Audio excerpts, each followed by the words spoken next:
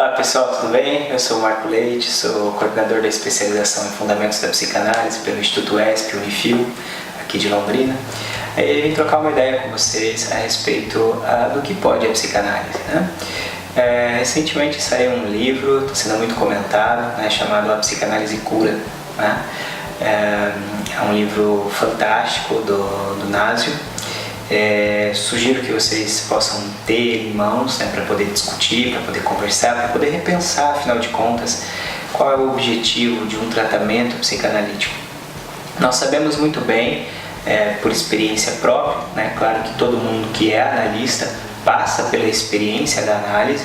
Não tem como você ser psicanalista sem passar pelo percurso de análise, sem ir para o divã, sem fazer a tua análise pessoal, né, com um outro analista, né, e fazer também todo o percurso de formação, que é o estudo da teoria, uma pós-graduação, né, o cartel, trabalhar trabalhar junto articulado, né, com a admissão de uma escola ou de uma instituição aí que garanta uma formação minimamente dentro dos padrões, né, que a psicanálise exige, que não são poucos, né, que não é fácil, não é de qualquer forma e que também não vai te garantir um título de psicanalista, ok? Bom, todo mundo que faz psicanálise, então, todo mundo que atende no consultório, né, com psicanálise, todo psicanalista, né, que fez todo o percurso de formação, que passou pelo processo, sabe a partir de si mesmo que a psicanálise cura. E mais, a partir da nossa própria prática clínica. Né? Quando eu recebo um paciente com depressão grave, depressão refratária, ou síndrome do pânico, transtornos de ansiedade, fibromialgia, enxaquecas, o que vocês puderem imaginar aí de um sujeito que padece de uma dor que o atravessa, que o impede de viver, que faz da vida dele uma pena, tá? Como se viver fosse sinônimo de dor, de sofrimento, né? E não de gozar, e não de aproveitar, não de experimentar as delícias que a vida também tem. Muitas vezes pode ser um pensamento, pode ser uma ideia, pode ser uma sensação, pode ser qualquer coisa que de alguma forma nos atrapalha, mas nos atrapalha muito pontualmente, né? Mostrando pra gente que algo não vai bem. Esse algo que não vai bem pode vir com uma dor no corpo, pode vir com, por exemplo, uma infecção crônica em determinado ponto, que trata, cura, volta, trata, cura, volta. Né? A gente começa a desconfiar que talvez essa infecção crônica, essa inflamação crônica, esse problema no corpo não seja um problema do corpo, mas um problema que está afetando o corpo. É onde a gente vai começar a pensar ali as questões do estresse, dos afetos, das emoções, né? E o que trabalha com o estresse, com o afeto, com a emoção? A psicanálise. Mas não é qualquer um que trabalha com a psicanálise. Por mais que vocês vão ver por aí, basta entrar nos sites, procurei psicanalistas, vai achar vários psicanalistas, vários nomes, mas que trabalha de verdade com o rigor da psicanálise, com o rigor daquilo que Freud saca e chama de inconsciente, cada vez menos. Por quê? Porque a formação é muito exigente. Porque a formação não se trata de você fazer um curso, uma pós-graduação, por exemplo, tão somente, né? Não se trata de você fazer um curso de graduação, não se trata de você fazer, por exemplo, 40 sessões de análise, 50 sessões de análise, né? Não se trata disso. Não se trata de você participar, por exemplo, de uma instituição, fica 3 anos na instituição, tira um certificado, um diploma e pronto, sou psicanalista. Não.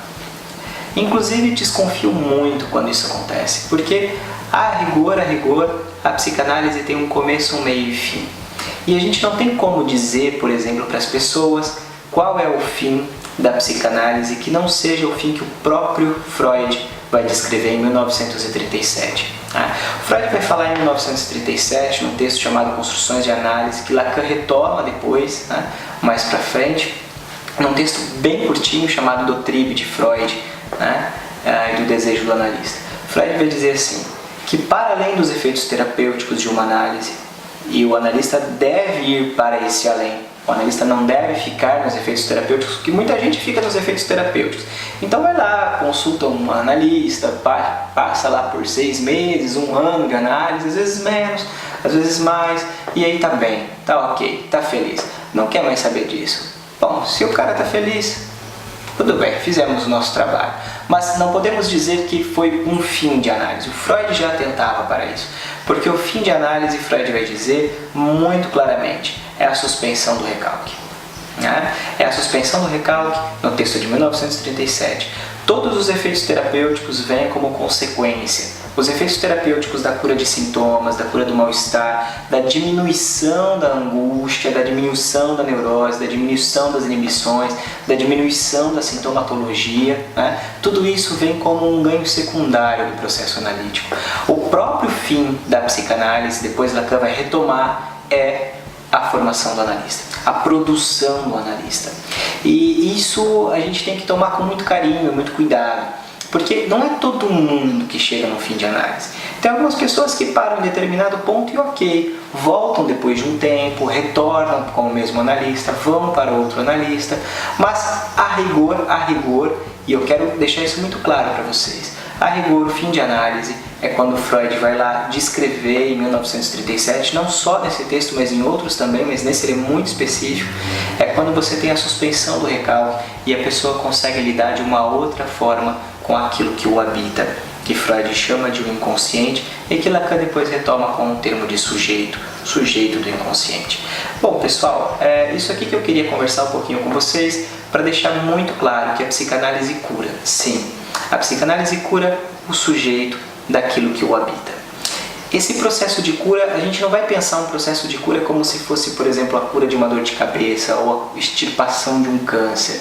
Não é muito por aí. É muito mais na ordem da cura de um queijo, por exemplo. Você pega lá o leite, você faz um processo de coloca o leite lá, põe toda a organização da coisa, pega os materiais, deixa separado e aí com o próprio tempo, o próprio produto do leite, junto com a química, que coloca lá o fermento, aquilo vai curando. Ou seja, aquilo vai tomando outra forma, vai produzindo do leite uma outra coisa. E o que é a química? O que é o fermento que produz o queijo ou que produz o analista numa psicanálise? É o desejo do analista. Não há análise sem desejo do analista. Então você vai ter, por exemplo, que no fundo, o que opera numa psicanálise, e Lacan utiliza essa fala, opera, ele utiliza esse significante, opera. Ele não vai dizer de uma construção, ele vai dizer de uma operação. Aquilo que opera na psicanálise para transformar essa pessoa, esse indivíduo que padece do seu inconsciente, é o desejo do analista.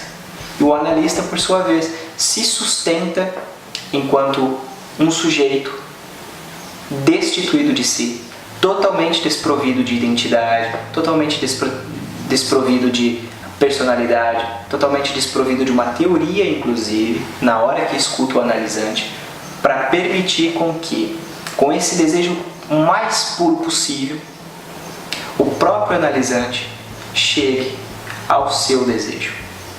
Que o próprio analisante possa desejar por si e se sustentar.